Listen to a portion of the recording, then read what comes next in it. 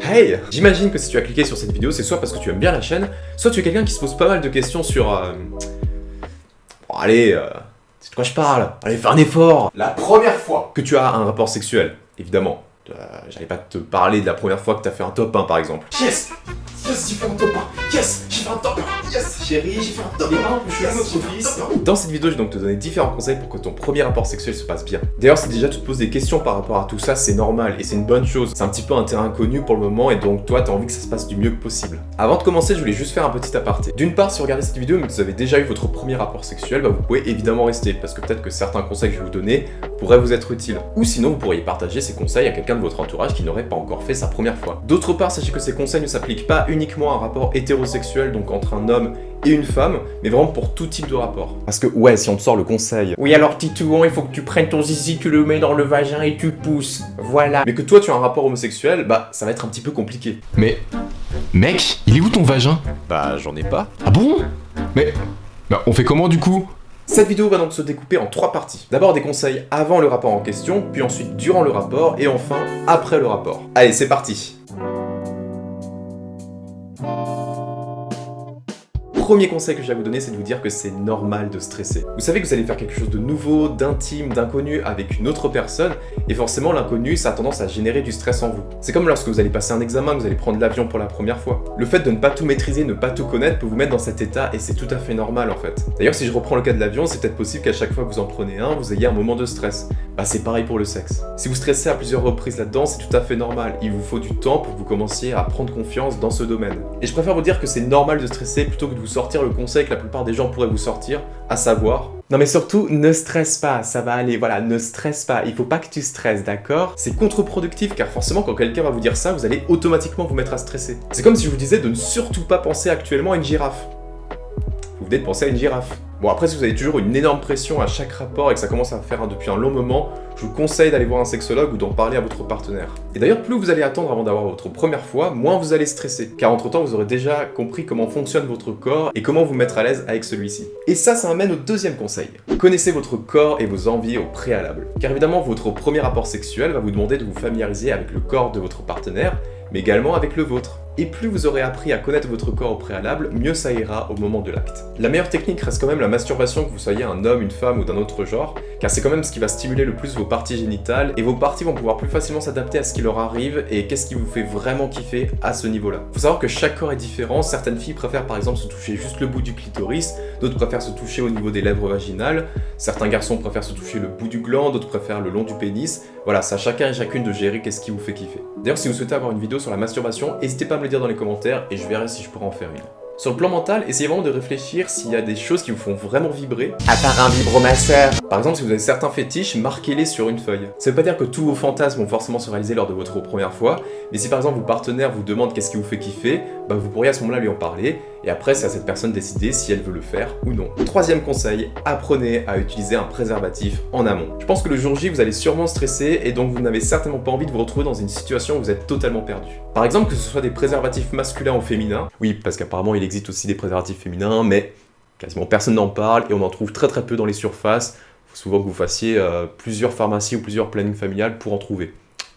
Voilà. C'est important que vous sachiez comment ça se met, comment est-ce qu'il faut le dérouler. Il n'y a aucune honte à acheter une boîte de préservatifs même si vous avez jamais couché avec quelqu'un, car d'une part vous en aurez probablement le jour J, en respectant la date de péremption bien sûr, et d'autre part si vous êtes un homme par exemple, bah vous saurez déjà quelle est la meilleure taille pour vous, quelle est la marque qui est la plus agréable pour vous.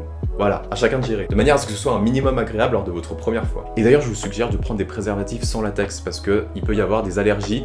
Et du coup, ça peut éviter de se retrouver dans ces situations un peu embarrassantes. Et si vous êtes une femme, et ben dans le cas où vous le feriez avec un homme, vous saurez vous comment ça fonctionne et vous pourrez toujours indiquer à votre partenaire comment ça se met, comment ça se déroule. Et dans le cas où vous allez le faire avec une autre femme, bah, ça peut être super pratique si vous utilisez par exemple un godemichet. Pour le quatrième conseil, c'est quelque chose d'évident, mais trouvez quelqu'un de confiance. Vous avez beau vous sentir prêt tout prêt à partir de vos 14-15 ans, bah faut bien que vous trouviez quelqu'un avec qui le faire sans forcément le crier sur tous les toits. Oh bah ça y est, moi je pense que je suis prêt à le faire là, je crois. Ah ouais merde, faut le faire avec quelqu'un. Oui? Vous voulez le faire avec... Non? Ok. Quelqu'un veut le faire avec moi? Non?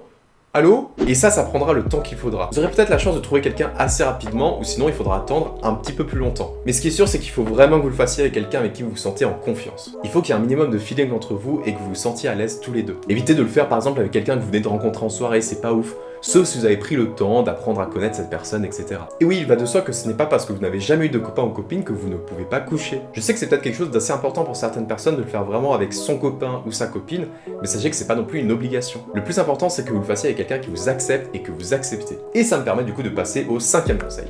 Ne complexez pas sur votre corps et vos parties intimes. Si vous avez suivi le dernier conseil, vous êtes d'accord que votre partenaire va vous accepter pour qui vous êtes, mais aussi comment vous êtes. Que vous ayez un pénis trop petit, trop grand, des lèvres vaginales trop petites, trop grosses, que vous soyez en surpoids, que vous soyez mec, que vous ayez des petits pieds, des gros pieds, on s'en moque. Personne n'est parfait, et je sais que même ça peut être un petit peu gênant de se mettre à nu devant son ou sa partenaire, et ben cette personne est quand même censée vous accepter. Sinon, c'est que c'est tout simplement pas une bonne personne avec qui faire votre première fois. Je considère que dans une relation sexuelle, chaque personne doit s'adapter à l'autre pour que ça se passe correctement. Si après vous avez vraiment un blocage par rapport à une partie du corps de votre partenaire, et ben dites-le lui gentiment, discutez-en tous les deux.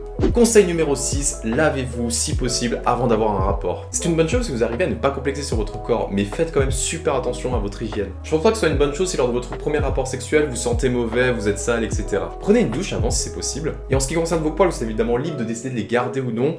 Je vous suggère quand même d'éviter d'avoir une grosse forêt amazonienne au niveau de votre pubis. Coupez ce qui vous semble être en trop, mais je le redis, vous n'êtes pas obligé de tout raser. Que vous ayez un vagin en pénis, je rappelle que les poils ont aussi un rôle très protecteur. 7e et dernier conseil à vous donner avant un rapport sexuel, la première fois, c'est surcoté.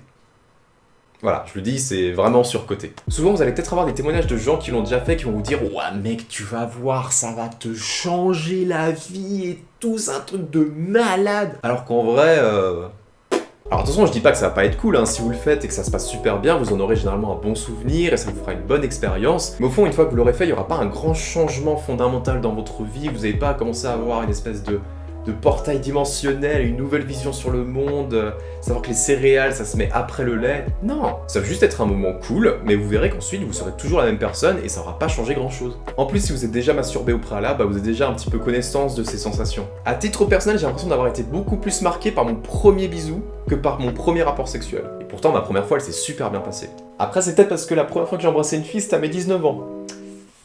Ça peut peut-être jouer un peu là-dedans. Ok, on passe maintenant à la partie sur les conseils que vous pouvez appliquer durant votre premier rapport. C'est donc le conseil numéro 8. Protégez-vous, bordel! Je pense que c'est un petit peu le conseil que tout le monde connaît, mais beaucoup de personnes n'en tiennent absolument pas compte. Donc s'il vous plaît, faites toujours en sorte d'avoir de quoi vous protéger avec vous. Si vous avez tenu compte de mon conseil d'acheter une boîte de préservatifs au préalable, vous êtes tranquille. Et si vous allez en soirée, prenez toujours un préservatif avec vous. On sait jamais. Et attention, évitez de laisser votre préservatif dans votre porte-monnaie pendant des semaines. Il risque de s'abîmer avec la température et la compression, donc c'est pas ouf. Et rappelez-vous toujours, la fonction première d'un préservatif, c'est éviter que vous chopez une IST et éviter que votre partenaire, si c'est une femme, tombe enceinte. Et vous devez dans ce cas vous protéger au maximum dès le début de votre premier rapport sexuel. Même au niveau des préliminaires, vous pouvez vous choper des petites infections, donc faites quand même attention. Si le fait de faire une fellation à un cunnilingus avec une capote, ça vous dérange, puisque c'est vrai, on va pas se le cacher, c'est pas ouf de sucer ou lécher un bout de plastique, vous pouvez tout aussi bien passer par vos doigts. Conseil numéro 9, et celui-là il est vraiment important, communiquez avec votre partenaire. Alors, je sais qu'au début, ça va être un petit peu gênant de placer des mots sur ce que vous êtes en train de faire, mais dites-vous bien que de toute façon, vous êtes en train de partager un moment super intime avec votre partenaire, et que pour que ça se passe du mieux possible, il est important que vous communiquiez sur plein d'aspects. Que ce soit pour demander de l'aide, proposer quelque chose, décrire vos sensations. Alors après, ne commencez pas à parler de tout et n'importe quoi, surtout si c'est la première fois que vous le faites avec cette personne. T'as suivi un petit peu les élections présidentielles américaines? Ouais, c'est pas ouf ce qui se passe. Parlez juste de ce qui vous semble nécessaire avec votre partenaire. Genre vous pouvez lui demander si il ou elle aime bien ce que vous êtes en train de lui faire. Mais commencez pas à dire non plus « Ah ouais, tu kiffes là? Tu kiffes quand je te fais ça? Tu kiffes? Tu kiffes ?» Ça me permet de basculer sur le prochain conseil qui va de pair avec celui-ci. Donc pour le conseil numéro 10, c'est très simple, osez dire non. Le fait que vous soyez stressé de faire un truc nouveau ne doit pas vous empêcher de dire non si jamais il y a quelque chose qui vous dérange ou qui vous gêne. Vous devez absolument le faire savoir. Si vous ressentez un mal-être, vous n'avez pas envie de faire certaines choses ou alors il y a une position qui vous fait mal, vous devez absolument le dire à votre partenaire qui doit absolument respecter votre choix. Si la personne commence à forcer malgré vos stops, c'est que c'est une personne pas du tout respectueuse et dans ce cas vous devez mettre un terme au plus vite à votre rapport. Même si c'est pas évident car sous le coup de la contrainte pour y être influencé, vous avez peur d'être jugé, etc. C'est vous qui connaissez le plus votre corps et vos sensations, donc vous devez vous écouter. Surtout quand c'est votre première fois, c'est un terrain inconnu, donc vous devez absolument y aller avec prudence les loulous. Ouais, je vous appelais loulou, ouais. Écoutez votre corps, écoutez-vous, ça c'est vraiment quelque chose qui est fondamental. Prochain conseil, ne vous mettez absolument pas d'objectif. Quand vous le faites, mettez votre ego de côté. On s'en fiche de savoir combien de temps vous allez tenir, si vous allez avoir un orgasme, si vous allez réussir à faire telle ou telle position. D'ailleurs, c'est qui ce on? À part des personnes à qui vous allez peut-être en parler, normalement personne va être là quand vous allez le faire. Du moins, je l'espère. J'espère que personne va filmer. Sachez que c'est normal de ne pas tout gérer lors de votre première fois. Forcément, vous n'avez pas d'expérience, donc ça va s'apprendre au fur et à mesure. C'est pour ça que vous devez mettre votre ego de côté et juste apprécier le moment et pas penser à une espèce de performance ultime. Le sexe n'est pas un concours du meilleur coup, faut absolument arrêter avec ces conneries de jugement. Le sexe est une manière de se faire du bien avec quelqu'un d'autre de manière intime et sans qu'il y ait de jugement derrière.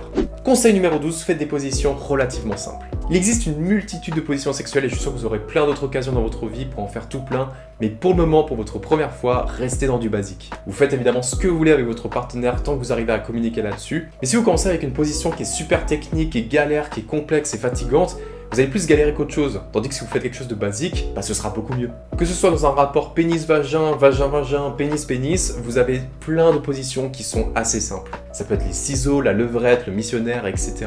Vous pouvez vous renseigner par vous-même à ce sujet, sauf si vous souhaitez que je fasse une vidéo là-dessus, dans ce cas je vous laisse me le dire dans les commentaires. On passe au prochain conseil qui va également vous aider pour tout ce qui concerne les positions. Utilisez un lubrifiant. Peut-être que lors de votre première fois, avec ou sans préliminaire, vous allez rencontrer quelques difficultés au niveau de la pénétration. Que ce soit par un manque de lubrification vaginale ou de problème d'insertion du pénis, le fait de dilater ces zones-là va permettre à ce que ça rentre beaucoup plus facilement. Comme dans du beurre. Oui, si tu veux Thierry, oui. Voici un conseil très bisounours mais qui est très important. Ressentez vos sensations et celles de votre partenaire. Une des raisons pour laquelle ça peut être parfois galère d'atteindre un orgasme, c'est parce que vous pensez beaucoup trop à votre propre plaisir plutôt qu'au plaisir collectif. Pour les mecs, il y a souvent cette petite voix dans la tête qui dit « il faut que je jouisse, il faut que j'éjacule ». Le problème dans tout ça, c'est que vous vous concentrez absolument pas sur vos sensations actuelles et sur celles de votre partenaire. Si vous le faites dans un environnement calme, sans délai, vraiment prenez le temps pour ressentir cette connexion entre vous et vraiment cette énergie qui se dégage entre vos deux corps. Alors conseil numéro 15, mettez un petit peu de lumière. Alors je le conçois, vous pouvez être gêné à l'idée d'être nu avec votre partenaire. À moins que vous n'ayez aucun souci avec ça, évitez de mettre la lumière à fond, mais laissez quand même un tout petit peu de lumière. Ce sera beaucoup mieux que ce soit pour un côté sensuel ou même un côté pratique, car vous aurez probablement moins de difficultés à découvrir le corps de l'autre et également s'il y a une pénétration. Pour le conseil numéro 7, il va être très simple et très rapide, coupez-vous de toute autre distraction. Un rapport sexuel est un moment intime que vous partagez avec quelqu'un et pour que votre expérience se passe au mieux, il faut vraiment que vous soyez à 100% avec votre partenaire. Ça veut dire qu'on met son téléphone en silencieux dans un coin, on met en veille son écran d'ordinateur, de télé, etc. etc. Et d'ailleurs, petit conseil, si vous avez une horloge, un réveil, quelque chose qui vous indique l'heure, mettez tout ça de côté. Le fait d'avoir une indication de l'heure, ça peut vous indiquer combien de temps dure votre rapport et ça peut générer du stress en vous si ça commence à être trop long ou alors à l'inverse trop rapide. Alors que c'est censé être quelque chose d'intemporel, genre vous n'avez pas à vous soucier de la notion du temps avec votre partenaire. Enfin, le dernier conseil sur cette deuxième partie qui est vraiment fondamentale et qui s'adresse à tout rapport impliquant au moins un homme, si l'homme éjacule, ça ne signifie pas la fin du rapport. Encore très régulièrement, on entend cette idée reçue que la fin d'un rapport passe par l'éjaculation du sperme. Cela découle sûrement de l'aspect de procréation puisque c'est lorsqu'il y a un dépôt de sperme dans le vagin qu'on peut parler d'une potentielle fécondité. Mais ça ne veut pas pour autant dire que lorsqu'il y a éjaculation, le rapport sexuel est terminé. Bah oui, c'est normal d'être satisfait, mais aussi de satisfaire votre partenaire. Dans un exemple de relation hétérosexuelle, si vous êtes un gars et que vous venez d'atteindre votre orgasme, vous pouvez toujours demander à la fille avec qui vous le faites si elle souhaite que vous continuez à lui faire quelque chose ou non. Après, c'est normal qu'il y ait ce stade où vous venez d'éjaculer et vous avez besoin d'un moment pour récupérer, c'est tout à fait normal. Dans ce cas, si cette fille souhaite que vous continuiez, dites-lui juste d'attendre un tout petit peu le temps que vous puissiez récupérer, et ensuite vous pouvez la doigter, lui faire un cunnilingus ou autre chose. En revanche, si elle ne ressent ni le besoin ni l'envie de continuer, et dans ce cas elle vous le dira et les choses seront claires entre vous. Sinon, imaginez la frustration pour cette personne si elle commence à prendre son pied et hop d'un coup ça s'arrête, c'est fini, basta. Vous voudriez pas que ça vous arrive? Vous savez quoi faire maintenant. On passe maintenant à la troisième partie avec les conseils que vous pouvez appliquer après votre rapport sexuel. Et on va commencer tout de suite avec celui-ci.